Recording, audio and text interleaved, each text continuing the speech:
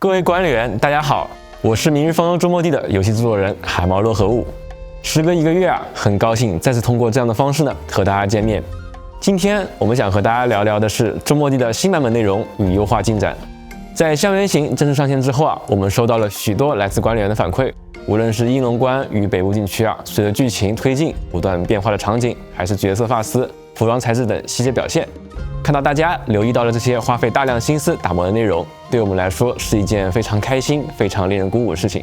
那当然，在分享喜悦的同时啊，我们也一直认真关注着大家提出的每一条意见和建议。那各位的声音啊，不仅帮助我们发现问题，也不断为后续的开发和优化提供新的方向。其中的一部分成果也将在这一版本中正式和大家见面。我们也非常期待各位管理员体验之后的反馈，希望这些更新能够为大家带来更好的游戏体验。那么，随着武林的圣诞裂隙危机终于告一段落，就在众人庆祝胜利的同时啊，一段小插曲却吸引了管理员的注意。那接下来啊，就请各位跟随《雪松幽梦》版本 PV， 一同踏进那片被白雪覆盖的松林。在那里啊，一位来自罗德岛的朋友正等待着与大家相遇。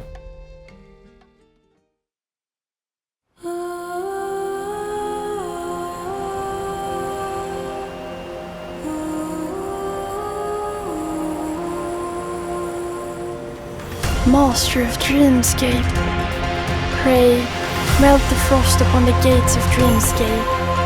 Let fly the arrow that breaches the gulf of sleeping and waking.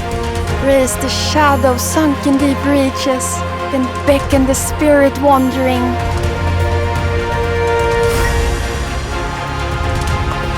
The witchcraft spawn gets their energy by eating people's dreams.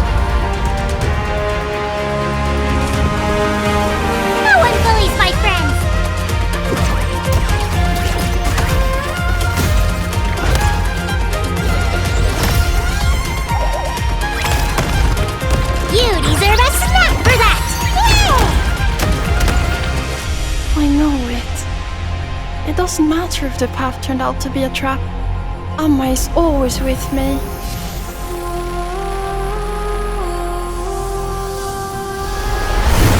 Everything is a gift from Sami.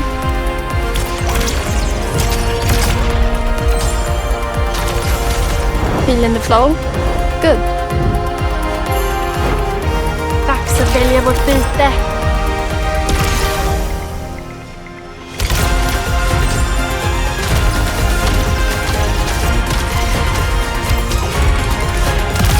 Ni borde frukta mig!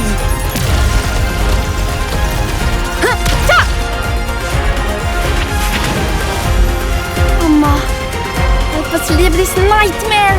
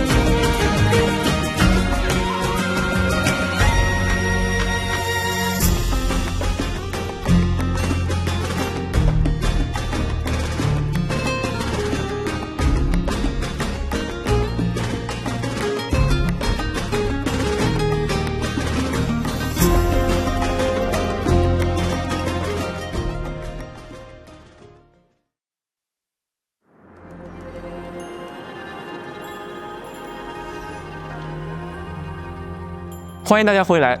此前啊，我们一路北上，成功遏制了北部禁区的圣塔列系，击败了阿莱克琉斯，争取到了来之不易的安宁。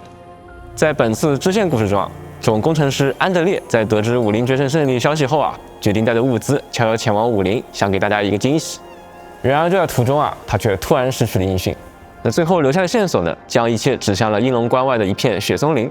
而在大战之后啊，正好有所闲暇的管理员听说了这个消息，决定立即前往雪松林，尝试寻找这位老朋友的踪迹。所幸啊，在一处被浓雾封锁的林间角落啊，终于找到了安德烈。可奇怪的是啊，自从踏入这片林子啊，无论是管理员还是安德烈，都始终无法走出这片看似并不广阔的松林。就在迷雾深处啊，两人偶遇了同样受困于此的旅人，来自罗德岛的干员载旅者提夫洛斯。那这位性格随和的冰原猎手啊，远道而来，本想拜访一位通晓萨米历史的老雪寺，谁知却阴差阳错与我们一同迷失在风雪之中。那眼看夜幕将至啊，一行人只能先前往雪寺小屋等待天明。那这片雪松林啊，自然没有那么简单，只要踏入林中啊，浓雾便会在身后迅速合拢。那这片带有魔力的迷雾啊，不仅遮蔽视线，更会让人在不知不觉间兜兜转转，最终回到原地。那想要驱散迷雾啊，就必须同时摧毁组成阵法的多个符文。那这些符文啊，始终漂浮游走，那仅凭寻常手段很难命中。管理员需要寻找到恰到好处的角度与时机，为提夫洛斯指明方向，再借助他手中的巨弓，将符文同时击落，开辟前进的道路。那破除了眼前的迷雾啊，还有更多难关需要应对。那只有通过符文啊，激活山间的巨大浮石，我们才能乘坐这些巨石跨越幽深的裂谷。浮空的攻击符文呢，则会无差别的攻击靠近他的人。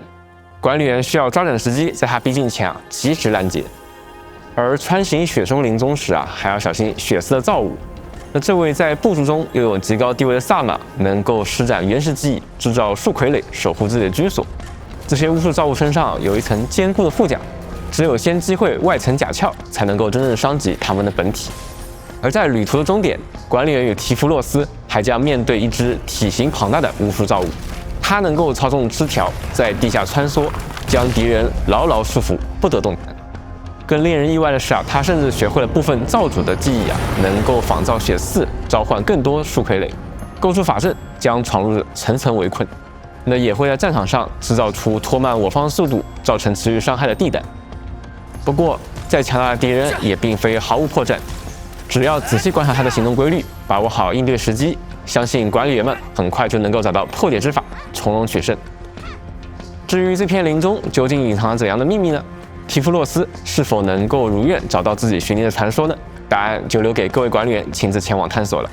那接下来还是先和我们认识一下两位新朋友吧。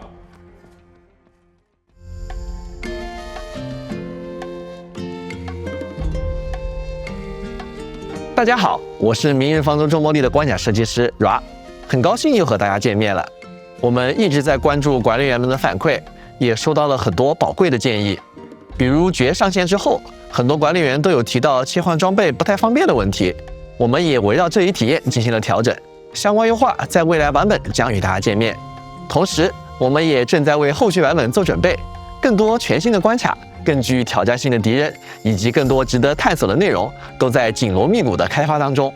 大家的热爱与支持，我们始终铭记于心，也会继续把这份期待转化为不断前进的动力，努力带来更多好玩、值得体验的新内容。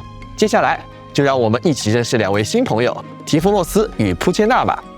像雪松林之行这样的荒原旅途，提夫洛斯早已经历过无数次，这些经历也让他像熟悉四肢一样熟悉猎弓。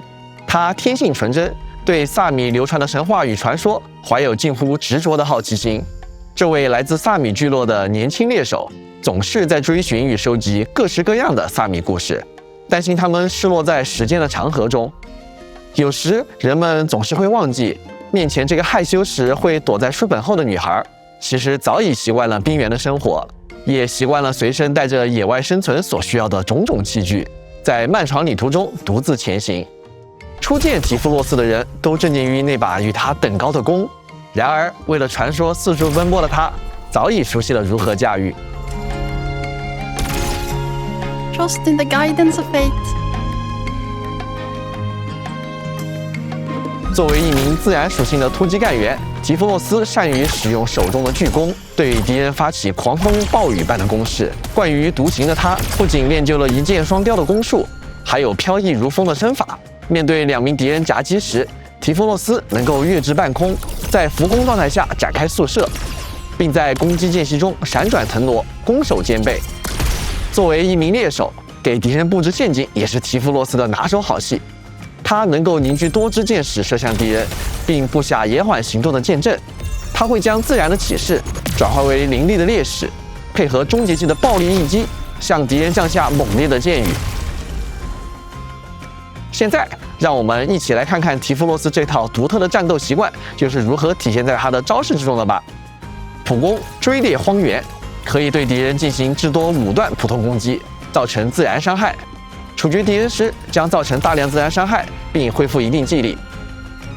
战技风矢穿林，提夫洛斯将起跳进入浮空状态，期间可以通过攻击移动，并对至多2名敌人进行5次普通攻击，并造成自然伤害。同时，这也会消耗敌人身上的自然附着，为提夫洛斯积累起势。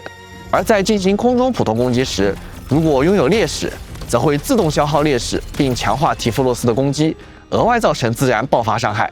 起势达到上限后，即可发动连续技野疾丛生，将起势转化为烈矢，并向敌方所处位置释放剑阵。剑阵内的敌人持续受自然伤害和缓速效果，受到的自然爆发伤害也会更高。若连续技在浮空状态下发动，则除了原本的效果外，还将重置空中普攻次数，向敌人射出更多箭矢，造成更多伤害。终结技冰山呼告，提夫洛斯拉弓射出一支强力箭矢，命中目标后引发爆炸，对范围内的敌人造成高额自然伤害。随即，提夫洛斯将进入浮空状态，并获得2支烈矢。接下来的5次空中普通攻击均会在攻击落点生成箭雨，额外造成高额伤害。而在终结技释放后进入的浮空时间，消耗自然附着同样可以为提夫洛斯积攒起势。另外，如果终结技释放时提夫罗斯已经处于浮空状态，则会维持浮空状态直到终结技结束。了解完提夫罗斯的技能后，事不宜迟，让我们来一起看一下他在实战中的表现吧。先来挑战隐痛丰碑溶解窥看关卡，这关要同时战胜2只大水花子，难度可不低。一开场，我们先开启黎诺战技，提供恢复和伤害加成，同时操控提夫洛斯普攻接重击，接连触发艾尔黛拉和黎诺的连续技削弱敌人。这之中，使用绝的战技和连续技给目标迅速叠上2层自然附着。准备完成，我们立即使用提夫洛斯的战技浮空，在空中持续普攻输出，不断触发自然爆发，打出高额伤害的同时，刚好灵活地闪避过了敌人的攻击。此时触发了提夫洛斯的连续技，不过我们不急着使用，在起势层数攒满后，通过普攻可以随时再激活提夫洛斯的连续技。等绝的连续技冷却时间结束后，此时开启提夫洛斯的连续技，补满劣势层数，并进一步放大输出效率。配合其他干员的技能后，提夫洛斯再次浮空输出，轻松规避地面伤害后，5箭连发，直接带走2名敌人，轻松获胜。提夫洛斯不仅对大型目标输出强势，他终结技的箭雨的群体伤害也十分出众。让我们来接着看看他在面对更多敌人时的实战表现吧。第一波敌人是多只原生前兽，我们先开吉尔佩塔战技聚拢分散的敌人，随即使用提夫洛斯的终结技对聚拢的敌人造成高额伤害，瞬间清空了所有敌人。第二波则是2只无法移动的浅地球兽，我喜欢叫它钻地虫。先手使用银石战技，等待几秒后爆炸，叠加第1层自然附着。我们控制提夫洛斯普攻的同时，再衔接银石的一系列技能，快速叠至3层自然附着。随后配合吉尔佩塔和塞西的终结技，提夫洛斯再度浮空5箭连射，直接一波带走2只钻地虫，华丽收场。从刚才的实战视频大家可以看到，只要有能产生自然附着的队友进行配合，就算没有终结技，提夫洛斯也可以在短时间内打出高额的爆发性伤害。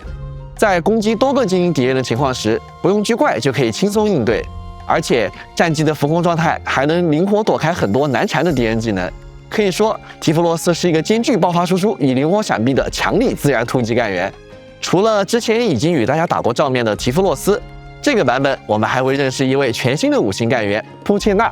这位包裹在玩偶服中的少女深受超域综合症所困，总会突然毫无征兆地陷入沉睡。但在家人的呵护与自己的努力之下，他不仅成为了超愈综合症救助基金会的代言人，还在怀塔商会的引荐下来到了中末地工业。对于普切纳来说，朋友与其他患者们同样是自己的家人。正因为感受过来自家人的温暖，他也希望用自己的方式守护更多人的生活。Exotic dried bean! 普切纳是一位物理属性的重装干员，会毫不犹豫地抄上手边的一切去保护队友。作为重装干员，他可以架起棉花糖盾牌，格挡多次攻击。在挡下攻击后，普切纳也能抓住破绽，主动反击，给敌人来一记猛烈的头锤，打断敌人的攻势。作为基金会的形象代言人，送礼物当然也是他的重要工作。当主攻干员陷入危机时，普切纳会及时送出礼物，为队友带来治疗。至于敌人收到的礼物就没那么幸运了，危险的炸弹还是难以逃脱的黑洞呢？全看他们的运气了。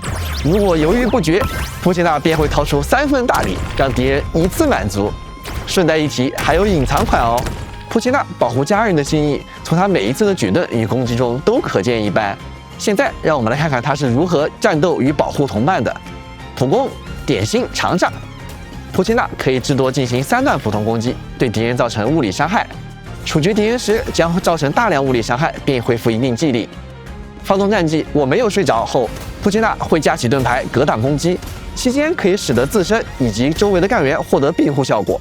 在战绩期间，首次成功格挡可以延长普切纳的举盾时间，并返还一定的技力。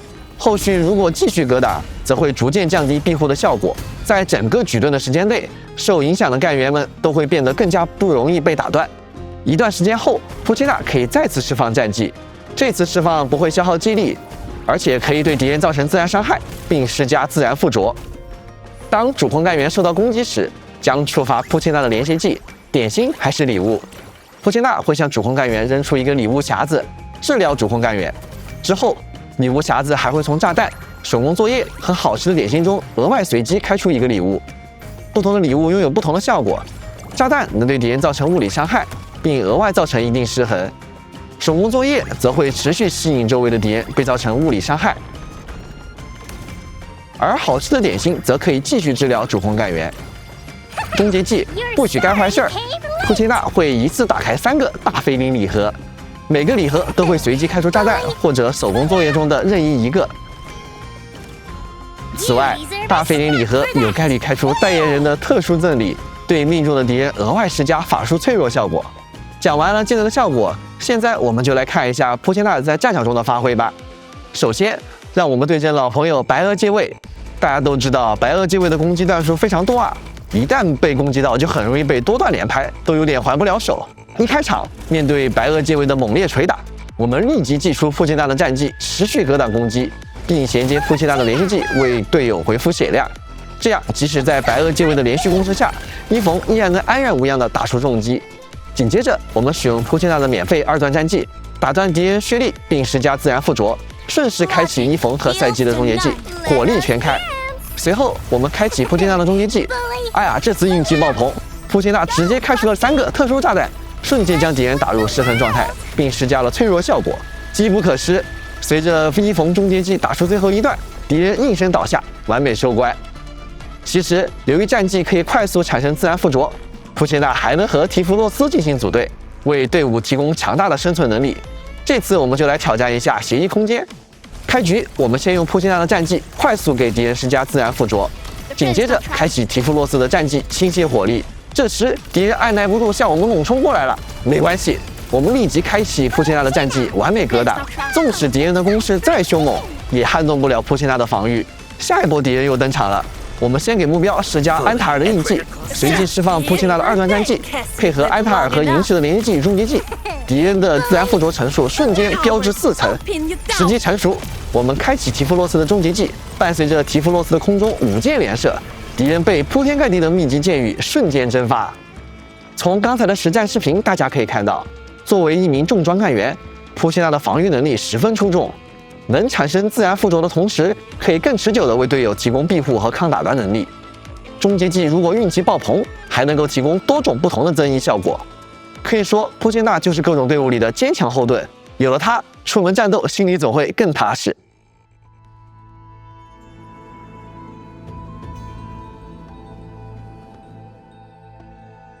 在这个版本中，我们还将为各位管理员带来一张全新的解谜玩法地图——碎谜。这是我们对解谜玩法的一次尝试。我们希望以整座城市为谜面，让管理员沉浸于街巷之间，在一步步探索中找出往日真相。一位世代维护三道中的中将，为我们描绘了一座早已沉没于水中的旧日都市。而随着他的讲述，我们也将回到那座已经消失的城市。此时的碎冥城，侵蚀潮即将来袭。为了向城中的居民发出警示，我们需要寻找散落各处的备用零件，修好城中央的醒时钟。碎冥城的潮水会随着时间不断涨落，当潮水退去，一些原本无法抵达的区域便会显现，可以进行探索，其中也藏着修复醒时钟所需要的零件。有时需要借助漂浮在水面的浮冰抵达远处的高台，有时则要等待潮水完全退去，深入被侵蚀覆盖的城下，才能将零件取回。然而，每当潮水再次上涨，醒时钟都会将时间回溯到管理员初次踏入碎冥城的那一刻。因此，管理员需要把握每次涨落的节奏，在有限的时间里破解更多谜题，赶在侵蚀潮彻底吞没城市之前修复醒时钟。当然，也不用担心因为一次没有完成所有探索而前功尽弃。虽然时间会回溯，但已经收集到的零件都会保留下来。而在中将的记忆里，留存的不只是这座城市，还有那些曾生活于此的人。穿梭于街巷之间，倾听他们留下的话语，也许还能揭开另一个谜题：那口随着武林人一路从谭健堂迁往天师府学院的三道钟，究竟有着怎样的过去？随着提夫洛斯的故事展开，现实挑战玩法晚宫试炼也将开启。在雪松林的靶场中，管理员将与提夫洛斯一同研究来自萨米的特殊剑矢，利用不同剑矢的特性挑战层层关卡。首次通关模拟训练后，可以获得包括千金玉在内的一次性奖励。随着挑战不断深入，管理员还能升级靶场，解锁更多剑矢类型，应对更复杂的挑战。在新的关卡中，管理员们需要随机应变，灵活更换剑矢芯片。不同的剑矢对不同的靶标具有克制作用，合理搭配往往就能事半功倍。至于不同剑矢之间还能组合出哪些有趣的玩法，就等待管理员们亲自探索了。需要说明的是，晚宫试炼活动期间，还可以通过完成限时试炼任务，获得包括千金玉在内的丰厚奖励。而在通关后，日常训练关卡每天还会发生一些不同的变化，管理员们或许需要尝试用新的方式进行挑战。虽然限时试炼任务奖励不会重复发放，但希望这样的设计可以为大家带来更丰富的可重复游玩体验。限时活动结束后，晚宫试炼还将转为常驻玩法，供管理员们继续体验。武林的恢复与再建设仍然是一个漫长的过程，集成工业可以让这座经历灾难的城市更快地恢复生机。在本次版本中，我们将迎来集成援助活动第2期泡泡出击。在活动期间，管理员可以获得限时配方，生产特殊援助产物，提交至武林据点，获得武林调度券与援助成果券。援助成果券可以在限时兑换商店中换取丰厚奖励。与此同时，活动期间武林地区对应据点产出调度券的效率也会大幅提升，帮助管理员们更快地积累资源，兑换需要的物资。此外，我们也对商店兑换进行了优化，据点页面新增了限时兑换入口，提交产物后可以更快前往兑换。首次进入商店时，也会默认选中1期商品，当第1期兑换完成后，则会自动跳转至2期商店。希望这些优化能让管理员在兑换奖励时更加顺畅。相信各位管理员都对武林城中的跑道很有印象吧？平时也会看到市民们在跑道上锻炼的场景。在版本的下半程中，将开启趣味活动跑者运动会。一逢也来到了武林，邀请管理员加入这场武林的盛会。从城外山道小径到城内屋顶，甚至到半空中，都将成为奔跑的舞台。管理员在特制的赛道中可以全速冲向终点，也可以利用充足的探索时间完成龙泡泡、气球收集。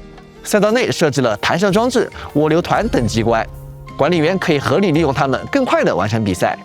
当然，想要轻松获胜，可也没那么简单，也别忘了小心沿途的各种减速陷阱哦。在规定时间内抵达终点，即可获得包括千金玉在内的丰厚奖励。而随着收集气球的数量不断增加，还能解锁包含纪念道具、滚动龙泡泡特饮在内的一系列里程碑奖励。期待各位管理员在这场盛会中一展身手，跑出精彩，创下佳绩。同时，游戏内也会开启网页活动融合山团团，来融合相同的山团团，点亮图鉴，最终找到黄金管理员吧。山团团们也会发动各类战绩，助管理员们一臂之力。在活动期间完成对应的任务，即可获得包括千金玉在内的多种奖励。除了以上内容，本次版本中常驻玩法倚托丰碑与战争回响也将迎来更新。倚托丰碑将新增高难挑战玩法幽影刻形，管理员们完成同步开启的限时活动丰碑留名刻印，即可获得包含千金玉在内的多项奖励。战争回响则会先后开启虚象与错视2个全新赛季，每个赛季都会在持续轮换旧有关卡的基础上各新增3个关卡。希望随着版本更新，可以为管理员们不断提供新的敌人组合与关卡，同时也期待着管理员们能通过战争回响持续发掘战斗的多种可能性。装备方面，我们对潮勇装备组与长息装备组、集成实训装备组进行了部件更新。版本更新后，管理员抵达武林地区即可获得集成实训装备制造模板。与此同时，全新装备组显关装备组也将正式上线，希望能为管理员们提供更多不同的战术搭配选择。此外，本次版本中塔金疾患也将持续上新，包括2张全新唱片启天、五相救，以及全新炮药动作提弗洛斯、随梦的长石、伊冯、潮流热舞等趣味内容。在装饰物品方面，则新增了4款全新装饰：鞍马的关切、显梦、炽热宴会以及彩虹。放下水晶球，静静欣赏受主踏雪而来的身影，祈祷他能带来祝福。显梦能够将梦境分享给他人，不过大概也会有人问你，梦中猎手这个动作到底是什么意思？伊冯带来了一个考架，这下无论身在何处，都能随时举办一场热闹的宴会。不过宴会在哪里开场，可就由管理员们说了算了。想要见到彩虹，往往需要天时地利，而现在只要你愿意，任何地方都可以升起一道彩虹了。除了新的装饰物品之外，随身装置也迎来了新的扩展。本次版本新增大、中、小3种加速弹源，将加速弹源装备至背包中的随身物品栏后，干员在武林地区行动时，冲刺所需的体力的恢复速度将会加快，让管理员们在跑图时可以更加顺畅。更高规格的加速弹源获得的提升效果也更强。新的加速弹源同样可以通过塔基疾患来获取。未来我们也将继续推出更多类型、更加有趣、实用的地区专属随身装置，还请各位管理员们敬请期待了。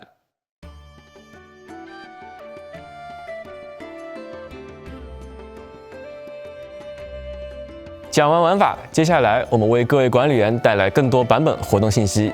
随着新干员提弗洛斯加入中末地我们还会开启新一期特许寻访东猎。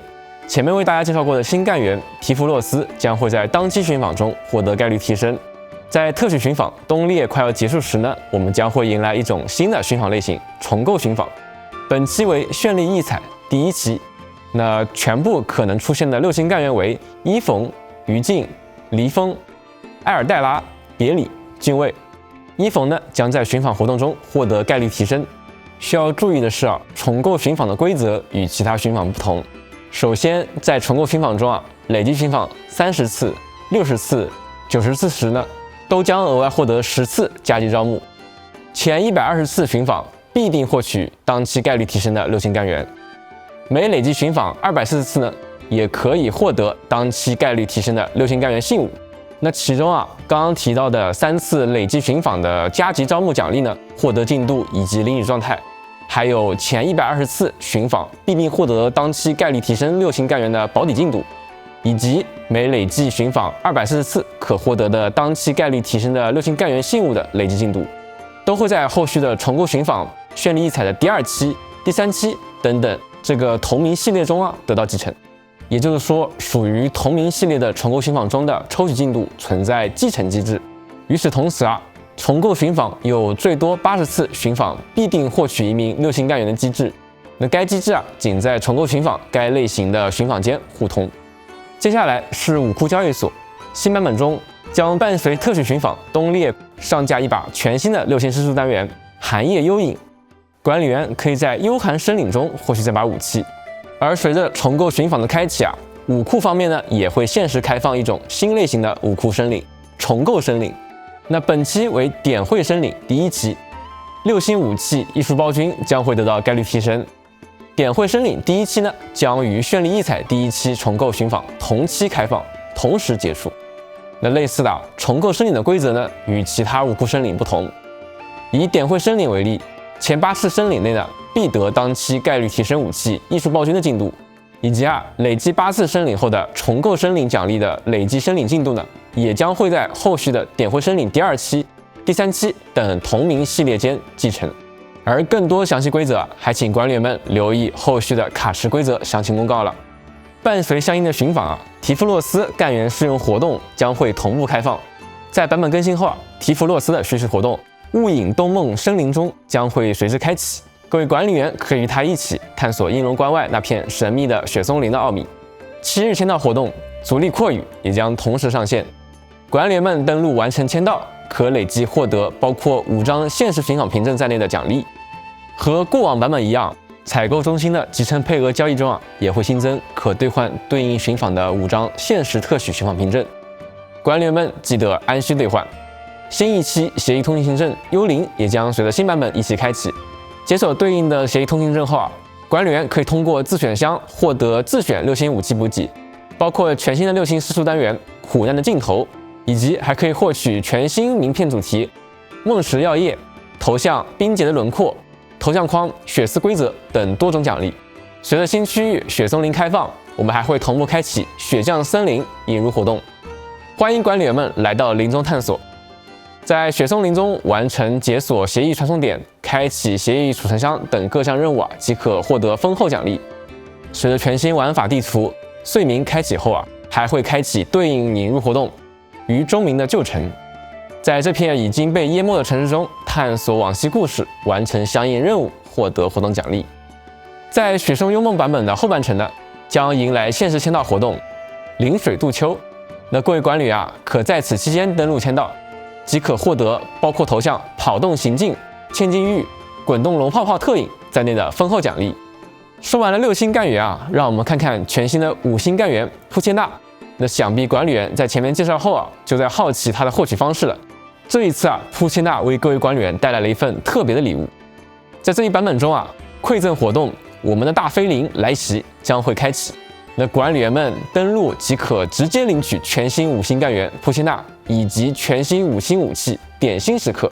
此外，作为馈赠活动奖励干员与武器这位干员与全新武器不会在近期立即加入干员寻访与武库森林。不过管理员们也不需要担心潜能提升的问题，本期馈赠活动的任务奖励中将会包含铺切纳的5个干员信物以及额外5把武器点心时刻。那管理员们仅需完成对应的馈赠任务，即可轻松将铺切纳与点心时刻提升至满潜能状态了，管理员可千万不要错过了。最后理智补给限时活动在版本持续期间也会先后2次开启，活动期间每日完成指定任务即可获得应急理智加强剂、理智消耗许可。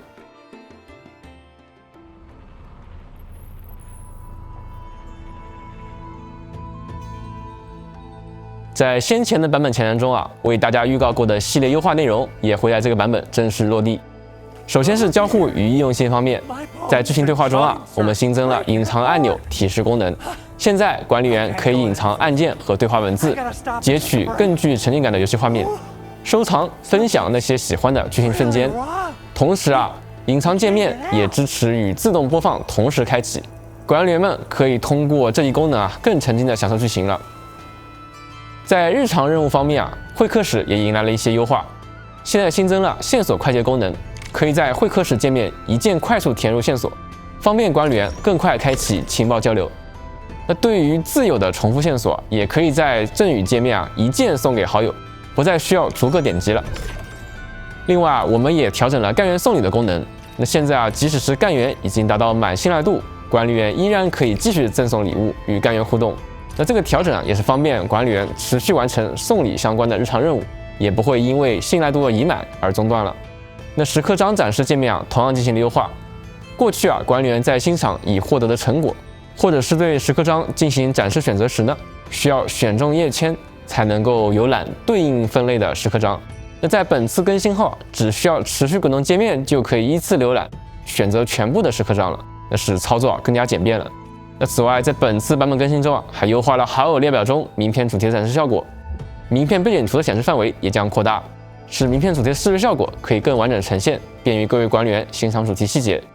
养成方面我们新增了培养总览功能，管理员在这里可以一次性查看干员与武器培养至不同预设等级时呢所需消耗的不同资源量，以及自己当前的资源持有量。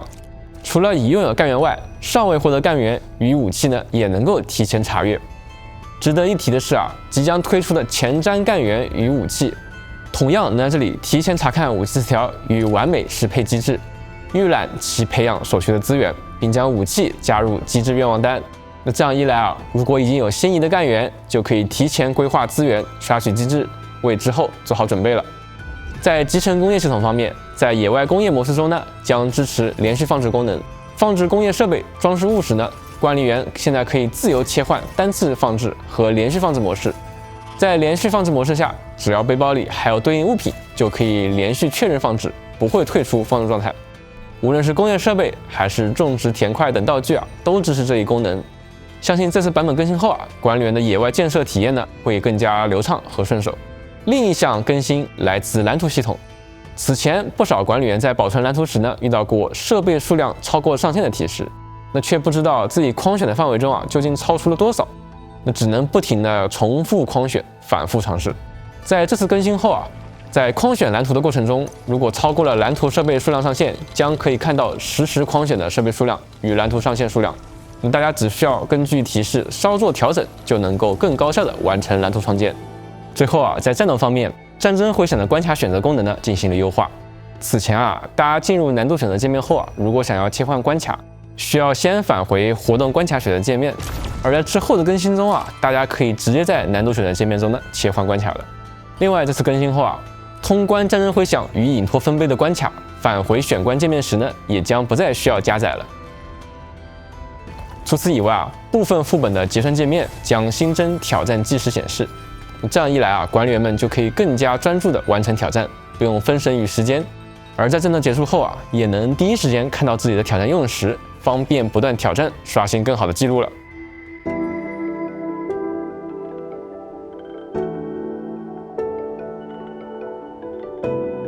介绍完本次雪松幽梦版本的内容也让我们把目光放到更远的未来，一睹后续版本的内容吧。此前与阿莱克雷欧斯一战让管理员的身体留下了尚未痊愈的伤势。在未来故事中应巨兽代理人4的邀请，管理员将前往他的居所静养。 I thought you'd get lost, but you made it here pretty quickly. 穿过北部禁区边缘的小径，一幅自天际垂落的巨大画卷在眼前展开。群山之间，迪江号竟高悬在山巅。那前方不远处一座名为圆圆庄的客栈正静静地等待着管理员。秋日生机下，云烟交织的水墨天地间，不妨暂时放下一切，享受这片世外之境。然而这幅画卷中似乎还有着另一位来访者，而更令人意外的是，他与管理员似乎早已相识。 And I also have quite a few experiences that I wish to share with you. 那他为何出现在这儿？这幅画卷又究竟隐藏着怎样的秘密呢？那答案就留待各位管理员在未来版本中亲自揭晓了。除了正在筹备的新剧情，那更多的玩法内容、现有系统的优化与拓展也正在紧锣密鼓的筹备之中。像原型版本中，我们在武林决战篇迎来了故事的高潮。那这片经历战火的大地接下来终于可以暂别硝烟。但和平降临之后仍有许多人与事值得被记录。而在下一场旅途开始前我们还有一份重要的邀约需要管理员亲赴。在紧张的大战结束后，我们希望让节奏稍稍慢下来，以一片更舒缓、更富有生活气息的天地为武林暂时画上句点。如走入烽红如火的水墨画卷里暂歇脚步，驻足圆圆庄，感受客人与帮佣往来的烟火气息，或是放眼群山，眺望墨色长耳兽与羽兽悠然穿行林间。当这段旅程画上句点后，我们也将再次整理行装，奔赴更加广阔的远方。与此同时在现有的种植玩法基础上，我们将加入全新的牧场玩法。管理员可以升级牧场区域，实现自动化的种植与养殖，稳定的产出作物、肉类、蛋类、乳制品等各类资源，并且之后大家可以在种植区也可以切换到俯瞰模式了。希望这个改动可以让大家的种植体验更加流畅。而这些作物也能够运用到全新的玩法客栈经营中。管理员将与圆圆庄的主人一同迎接络绎不绝的食客，为他们准备各式菜品与饮品。至于食材，自然就需要依靠大家灵活运用种植与养殖系统来提供了。当然，4也会加入经营，协助管理员完成上菜、结账等工作。相信在他的帮助下，各位管理员一定能够快速找到经营的诀窍，将圆圆庄打理得井井有条。在已有的玩法方面，我们也会继续进行拓展。在后续版本，我们将会上线全新的百趣演武活动。这个活动呢，沿用了选剑演武的抽牌加战斗机制，但管理员可以连续战斗2轮，最终统计总奖励。作为全新的活动为了强化抽牌的随机正向反馈，百趣演武呢还取消了爆牌清零奖励的设计。那这就意味着管理员抽出点数越高，关卡难度越大，奖励就越丰厚。此外如果牌型凑成了对着、顺着等好运组合，那还会带来奖励升级。但是高收益往往伴随着高风险，敌方的增益呢也会相应提升，因此需要管理员还是要谨慎选择，小心应对哦。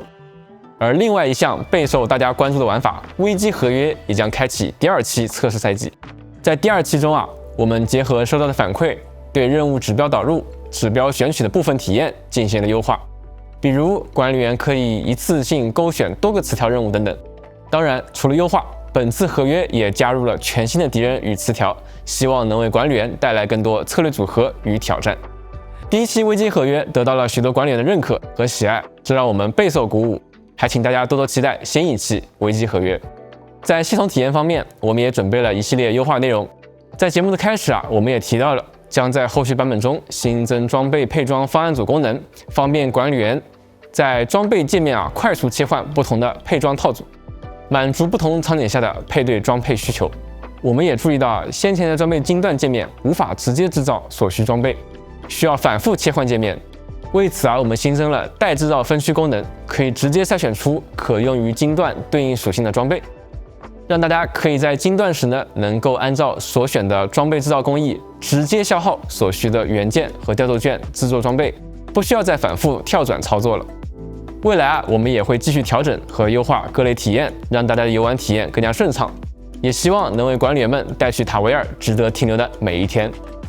周末地的旅程仍在继续，这一路以来我们一直非常感谢每一位陪伴周末地成长的管理员，大家的支持让我们有勇气不断向前，而每一条建议、每一次反馈也都在持续推动着这个世界变得更加完整。